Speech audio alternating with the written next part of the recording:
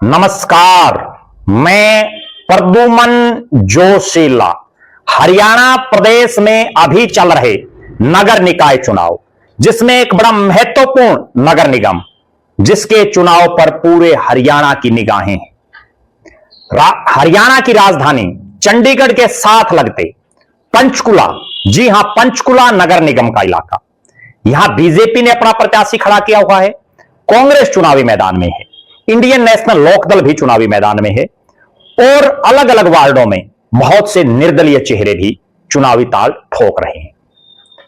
हमने भी ground zero पर जाकर के देखा कि वास्तव में इस चुनाव में क्या चल रहा है। मेयर को लेकर के दो पार्टियों में मुख्य मुकाबला दिख रहा है। भारतीय जनता पार्टी के प्रत्याशी श्यामलाल बंसल को जिताने के लिए प्रदेश के मुख्यमंत्री नायब सिंह सैनी, बीजेपी के प्रदेश के प्रभारी डॉक्टर सतीश पूनिया और पार्टी के बहुत से मंत्री, बहुत से पदाधिकारी लगातार जुटे हुए हैं। सरकार होने का भी फायदा कहीं ना कहीं बीजेपी प्रत्याशी को जरूर हो रहा है। वहीं दूसरी तरफ कांग्रेस प्रत्याशी सुधा भारद्वाज का चुनाव अब तक नहीं उठ पा रहा है। सुधा भारद्वाज, जो हरियाणा महिला कांग्रेस की प्रदेश अध्यक्ष भी रही, उनके पति संजीव भारद्वाज वर्तमान में पार्टी के जो मीडिया इंचार्ज हैं, वो हैं वर्षों से पति पत्नी पार्टी की मजबूती को लेकर के लगे हुए हैं। लेकिन वास्तविकता यह है कि इस चुनाव में अब तक का जो सीन है, उसमें सुधा भारद्वाज का चुनाव प्रचार गति नहीं पकड़ पा रहा है। सुधा भारद्वाज को जब टिकट दिया गया तो भी कई जगह नाराजगी उभरी। चुनाव शुरू होने से और अब तक बहुत से कांग्रेस के नेता कांग्रेस छोड़ करके जा चुके हैं।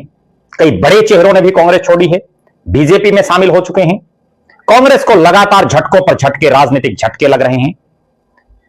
सुधा भारद्वाज के नॉमिनेशन के समय भले ही पार्टी के राष्ट्रीय महासचिव, राज्यसभा सांसद रणदीप सुरजेवाला हों, कुमारी शैलजा हों, राव नरेंद्र सिंह हों, स्थानीय विधायक चंद्रमोहन हों, राज्यसभा सांसद क्रमवीर बौद्ध हों, लेकिन उसके बावजूद उम्मीद से कम लोग अब भी इस चुनाव में कांग्रेस की तरफ नहीं जुड़ पा रहे हैं।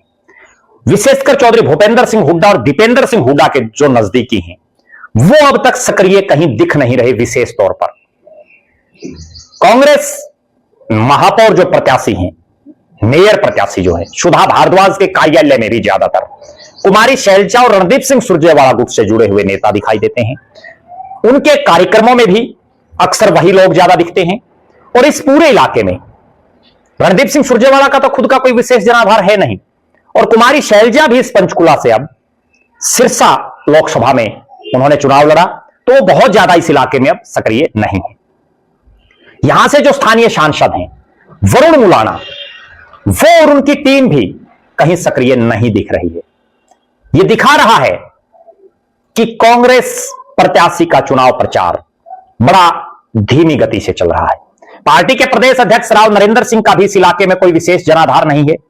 सुधा भारद्वाज के साथ जो नेता चुनावी प्रचार में जुटे हुए हैं, उनमें से ज्यादातर बाहरी इलाकों के या ऐसे नेता हैं जिनका इस पंचकुला में कोई विशेष प्रभाव नहीं है।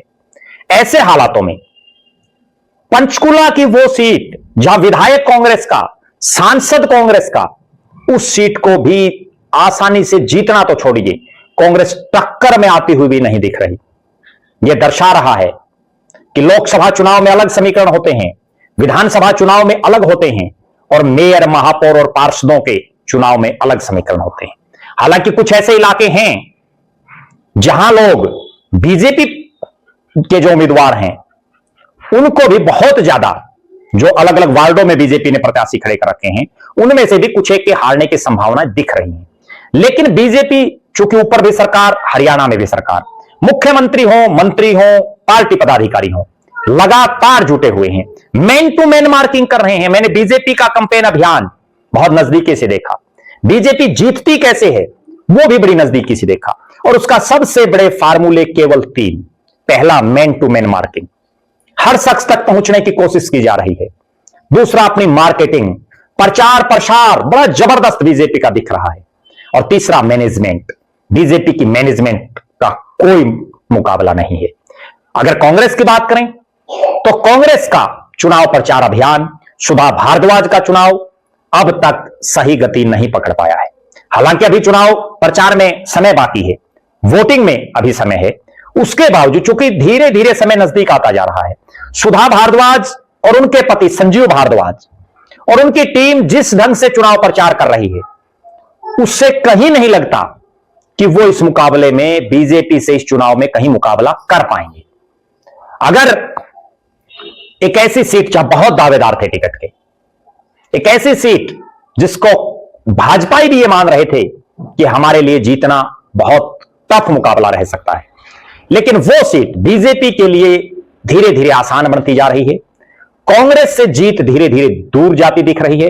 हालांकि अभी समय है, अगर कांग्रेस प्रत्याशी सही ढंग से अपनी मैनेजमेंट करते हैं, मैन टू मैन मार्किंग करती हैं और अगर अपनी मार्केटिंग पर भी विशेष ध्यान देती हैं, प्रचार प्रसार पर विशेष ध्यान देती हैं, तो निश्चित रूप से अभी चुनाव बदलने के भी हालात बन सकते हैं।